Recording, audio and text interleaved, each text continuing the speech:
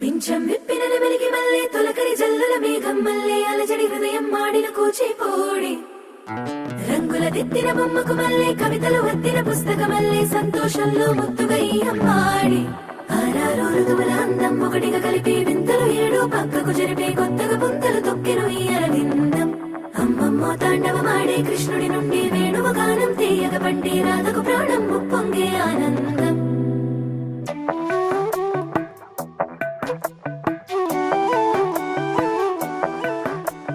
మధురము కదా ప్రతొక నడక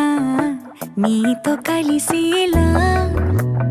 తరగని కథ మనదే కనుక మనసు మురిసినిలా ఉసురేమో